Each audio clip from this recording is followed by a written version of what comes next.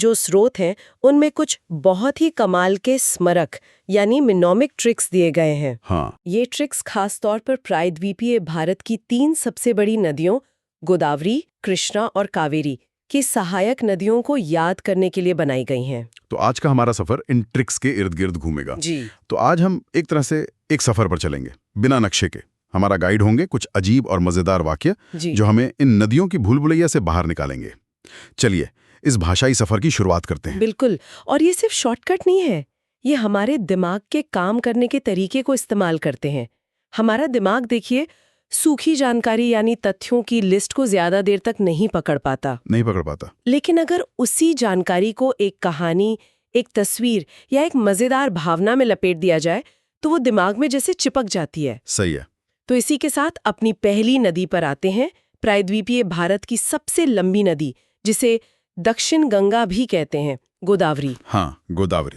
इसकी सहायक नदियों की लिस्ट भी काफी लंबी है, लेकिन हमारे स्रोत में एक वाक्य है जो इस पूरी लिस्ट को एक छोटी सी फिल्म में बदल देता है। वाक्य है, इंद्रावती ने मंजरी और बिंदु को शरबत पिला के प्राण बचाए। और देखिए इस वाक्य में तुरंत एक कहानी है। एक हीरो है इंद्रावती। हाँ। 2 लोग हैं जो मुसीबत में हैं, मंजरी और बिंदु। एक एक्शन हो रहा है, शरबत पिलाना, और नतीजा क्या है? जान बच रही है। जान बच रही है।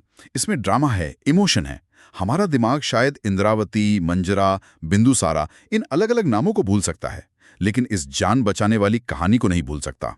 मैं तो कल्पना भी करने लगी हूँ, शायद रेगिस्तान जैसी कोई जगह होगी और फिर इंद्रावती किसी फरिश्ते की तरह आती है। बिल्कुल, दिमाग अपने आप खाली जगह भरने लगता है।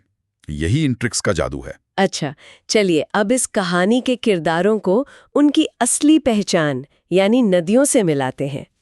पहला नाम तो बहुत सीधा है, इंद्रावती। हाँ, ये तो सीधे सीधे इंद्रावती नदी ही है।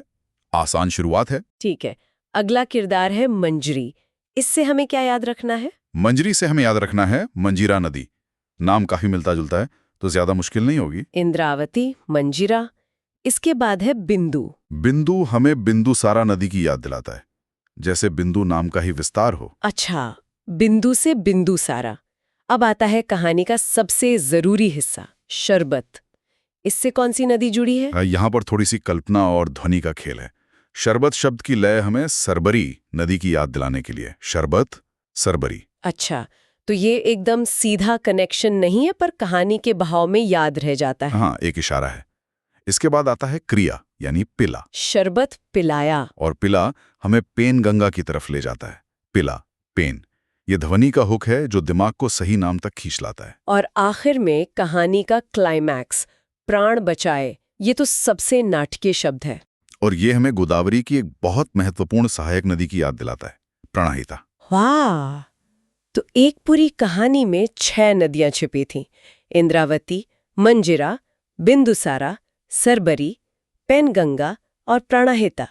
अब ये सिर्फ एक लिस्ट नहीं है। नहीं, ये एक पूरी घटना है। मुझे लगता है कि परीक्षा हॉल में अगर गोदावरी का सवाल आया तो शायद पूरी लिस्ट याद ना आए, लेकिन ये कहानी, इंद्रावती ने प्राण बचाए, जरूर याद आ जाएगी। और बस उतना ही काफी होता है।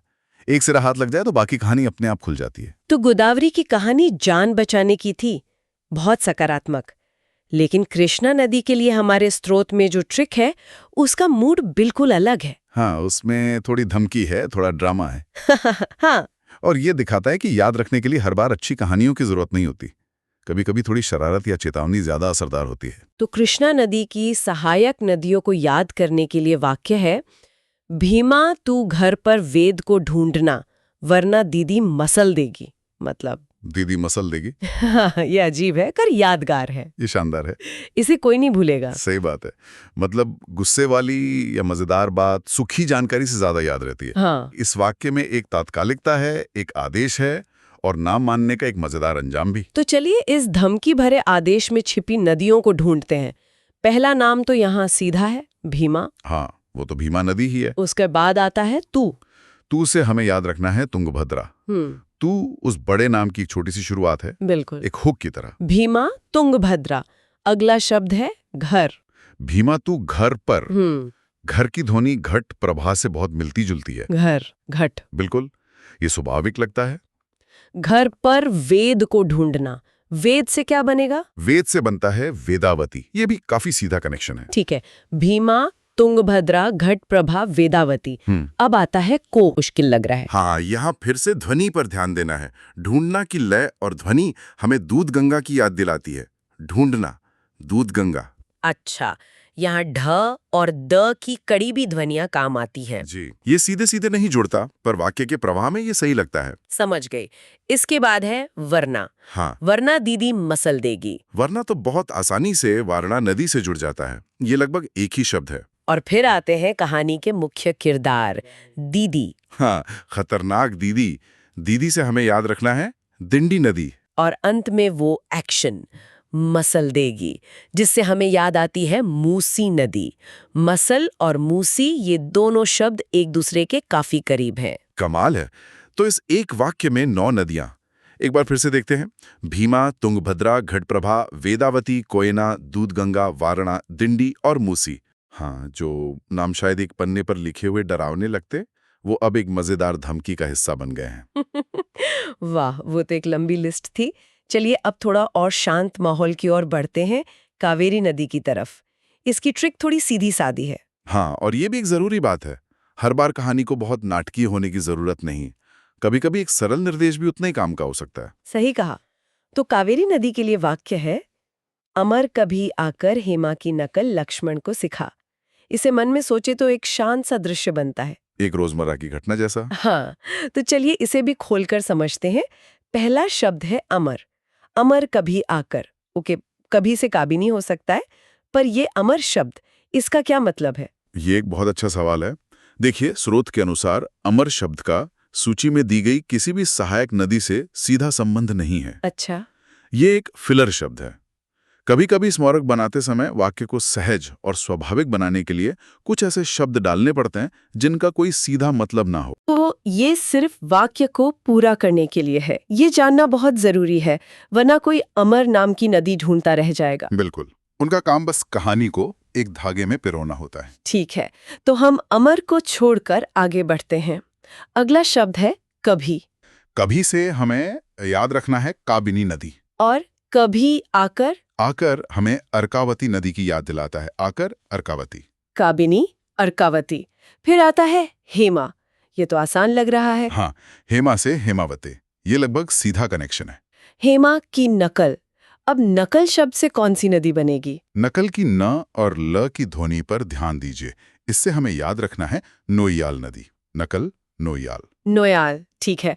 नकल लक्ष्मण को सिखा। और लक्ष्मण हमें सीधे लक्ष्मण तीर्था नदी तक ले जाता है। और वाक्य का अंत होता है सिखा शब्द से। और सिखा हमें सिमशा नदी की याद दिलाता है। सिखा, सिमशा। तो अमर को छोड़कर कावेरी की सहायक नदियां हैं काबिनी, अर्कावती, हेमावती, नोयाल, लक्ष्मण तीर्थ और सिमशा। एक सरल से वाक्य ने हमें 6 और नाम याद करा दिए। बिल्कुल। और इस तरह सिर्फ 3 वाक्यों के सहारे हमने प्रायद्वीपीय भारत की 3 सबसे बड़ी नदी प्रणालियों की लगभग 21 सहायक नदियों को याद करने का तरीका सीख लिया है। तो इस सब का क्या मतलब है? मतलब साफ है, जो चीज भूगोल की किताब में एक डरावनी लिस्ट की तरह दिखती है, उसे रचनात्मक तरीकों से बहुत आसान बनाया जा सकता है। एक बार जल्दी से उन 3 जादुई वाक्यों को दोहरा लेते हैं। हाँ। गोदावरी के लिए था, इंद्रावती ने मंजरी और बिंदु को शरबत पिला के प्राण बचाए। कृष्णा के लिए था, भीमा तू घर पर वेड को ढूंढना वरना दीदी मसल देगी। हाँ। और कावेरी के लिए, अमर कभी आकर हेमा की नकल लक्ष्मण को सिखा। और ये समझना जरूरी है कि ये सिर्फ नाम याद रखने की तरकीबें नहीं है। ये सीखने की प्रक्रिया को सक्रिय और आकर्षक बनाने का एक तरीका है। सक्रिय, हाँ। जब कोई सिर्फ किताब पढ़ता है तो वो निष्क्रिय रूप से जानकारी ले रहा होता है, लेकिन जब वो इस तरह की कहानियां बनाता है, कल्पना करता है, तो वो सीखने की प्रक्रिया में सक्रिय रूप से भाग ले रहा होता है। सही बात है। और ये तकनीक तो कहीं भी इस्तेमाल की जा सकती है। बिल्कुल।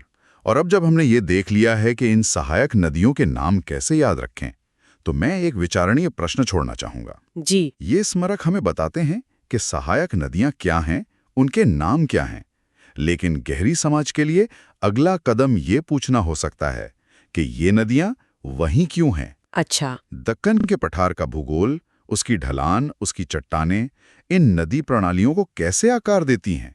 उनकी सहायक नदियों का प्रवाह एक खास दिशा में ही क्यों होता है? मतलब क्या से क्यों की तरफ जाना? बिल्कुल, इन क्यों का जवाब ढूंढना भूगोल को रटने से निकालकर सच में समझने की तरफ ले जाता है। ये इन मेमोनिक्स से आगे का अगला और ज्यादा जरूरी कदम